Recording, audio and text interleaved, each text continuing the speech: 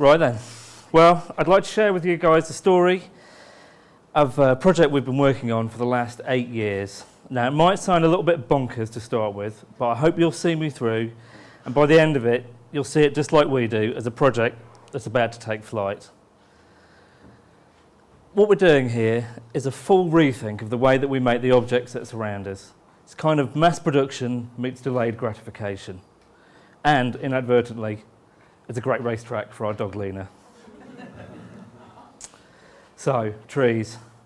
I've been enamoured by trees since I was a furniture design student, when I learnt that basically wood, the material we know and love, is actually basically solid air and sunshine. And that, coupled with one of my favourite projects, which is where we learnt about the cradle-to-grave process, where you take the raw materials, how they get to where it's going to be, what it's produced into, how you use the object that you want, and then what happens to it while it's been used and afterwards. And, well, that was college. After graduating, I did the obligatory year in London and thought I'd like to get more involved in this raw materials end of the thing. So I headed off up to Scotland, worked on this project here, where when we wanted more wood, we'd head down into the forest, have a little look, we'll have that one there, we'd cut it down, chop it up, and Bobby the Clydesdale here would bring it back for us. It was fantastic. The project I really liked, though, while I was working there, was this building here. You can see the kind of domed roof. It was a bit of an experiment. It was a grid shell roof. We had to use wood that was chopped down only the day before, so it would have enough flex to kind of come up. It was a real will this work? But it turns out it was one of the projects I really enjoyed the most. Thing was, though, it was in Scotland. It was pretty cold. So when I got the opportunity, I took it to go to California to build straw bale buildings. This was one of my favourites. It was in Joshua Tree in the Mojave Desert. And it was so hot, we had to kind of follow the shade around the building as the kind of day went along. It kind of constructed really weird. Still, the company I was working for kind of went bust halfway through my stay there. So I ended up doing working as a gardener, and I also kind of picked up a serious driftwood furniture habit. And as you can see, I got quite into it. It was really good fun. But the thing was, as I was doing this, it was all right making one-offs, but what about the mass production furniture? What about most of the stuff that we have? And I realised that it's actually really, really slow to get to this point. It takes 40 years at the very least to get the trees to grow into something a size that's useful enough to cut down before we can even start. And then we make a big mess cutting them down. We need roads to get them out, and it's not just about the roads that we've got here. We need to make the trucks and the rubber tyres and all of this stuff. Then you'd ship it over to be planked up, but the machine that planks it, that needs making as well. There's a lot of things going on here. You need to make the buildings that they store and dry the wood in. Then it's got to travel again. And then we make these bits of wood even smaller.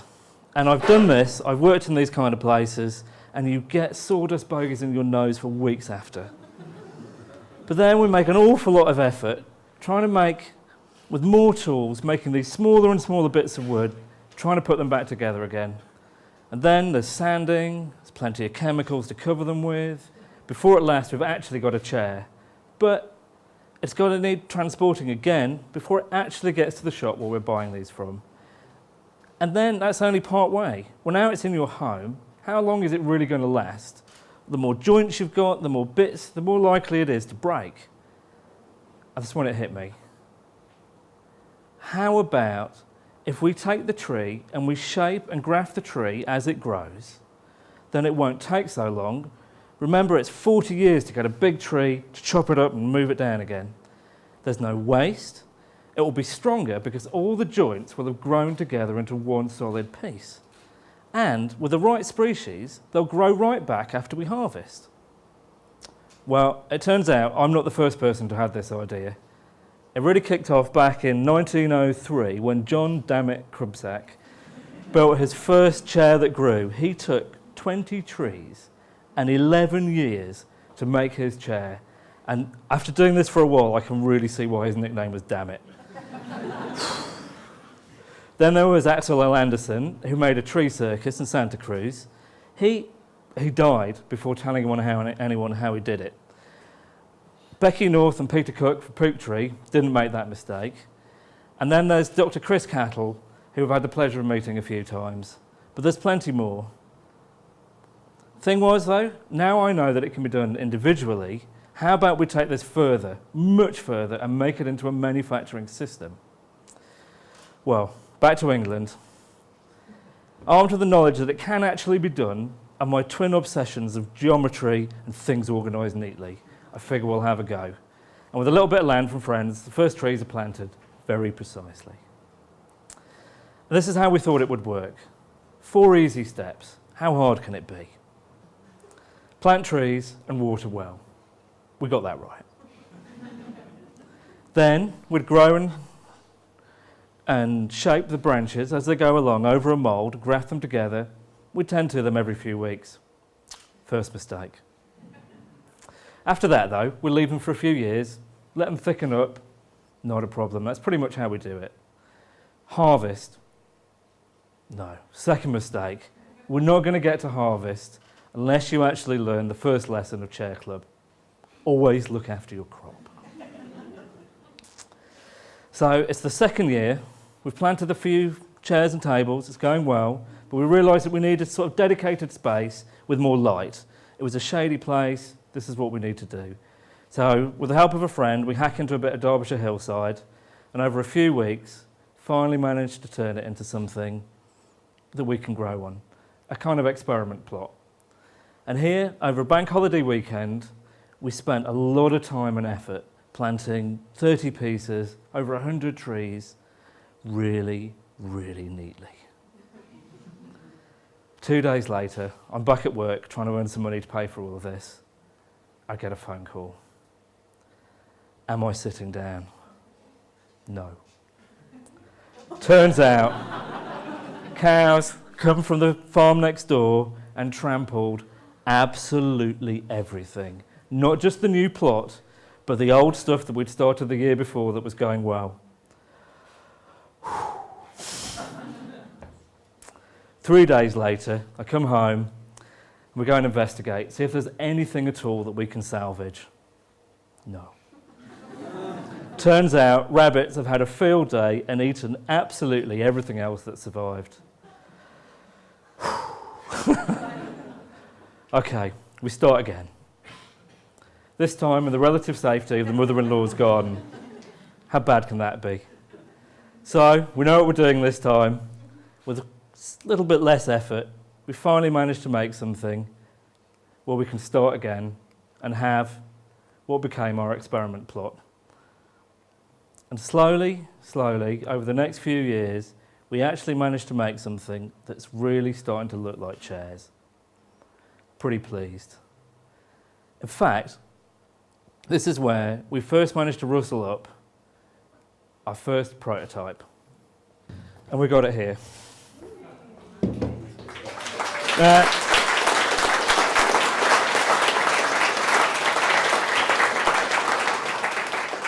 Cheers, I didn't expect that. Well, this took 5 years from start to finish.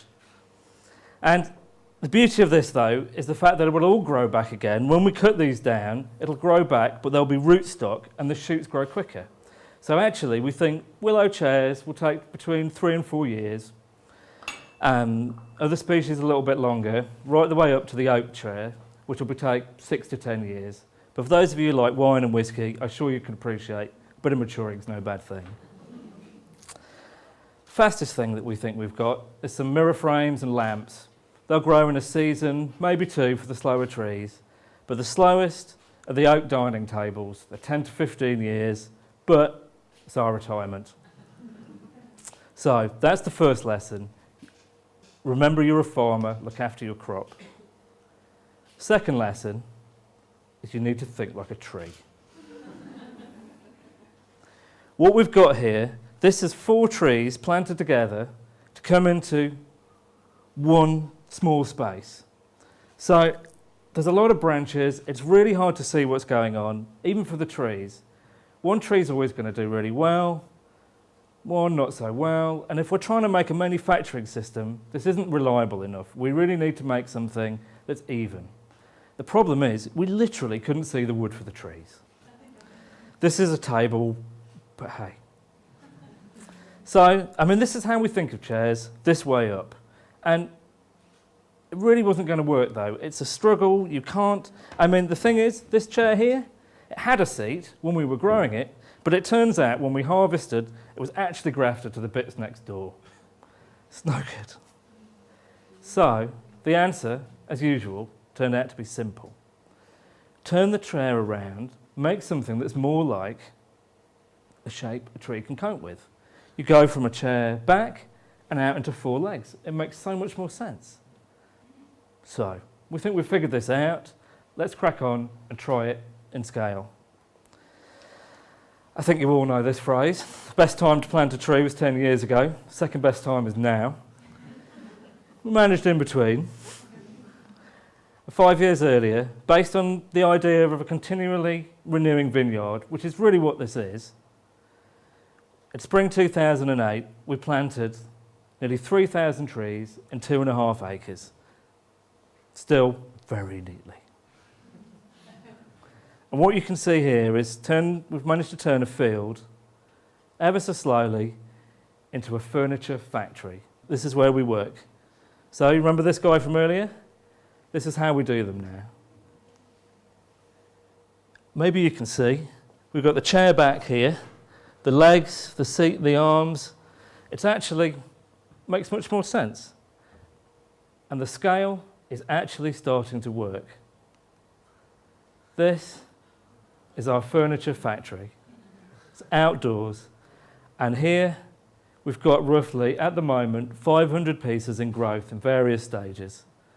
And you can see this is what's under production, and on the right-hand side, the trees that are waiting to come in. We've got a few experiments, but mostly what we've got is lamps, tables, and lots of chairs. Now, we've done a little bit of research. It's early days, but we reckon at the moment, at a conservative guess, that it takes a quarter of the traditional carbon footprint before we've even started. And that's all of the things that we're growing. The thing is, though, the field, which is our entire factory, it's our entire business, only takes as much energy and carbon as an office with 10 60-watt light bulbs burning for 8 hours a day. That's it. And in fact, as you can see, because what we're dealing with here is trees, their job is to soak up carbon. We're actually managing to offset more than we're using. What will they look like? Well, nobody quite knows, obviously. This is our last year, but then we've done some CAD drawings based on real measurements. So they're looking something like this. And the first harvest will be this year, at last. And they'll be ready in late autumn 2015. They need to dry and work up. So where do we go from here? Now, this isn't just about growing chairs. It's actually about rethinking the way that we see and manufacture all of our objects. At the moment, we're using CAD and some fancy tech to help us think in 4 dimensions, because believe me, this is a nightmare on paper. But the point is that we're working this out so we don't need the CAD and the fancy tech. It's basically a kind of organic 3D printing. Some of the things we'll be trying, some speaker stands, chests of drawers. We've had a lot of requests for coffins. Wheels, bikes even, greenhouses. My personal favourite is the red oak roll bars. But maybe even car and plane chassis one day. But what's really exciting and what's really floats my boat about this is the fact that the only barrier to entry is going to be some basic hand tools and the knowledge you need. It's a technique, that's all. So, it's early days, and at the moment, we're just trying to get our ducks in a row. But as soon as we do, and we know what we're doing, we'd like to share this with everybody by going open source with the real nitty-gritty details of how this works. So that anyone, anywhere, can grow their own products for an eco-friendly, it's basically a value-added cash crop. when it boils down to it, it's faster, cheaper and more efficient than the way we're doing it now. So thank you very much for listening to me. Cheers.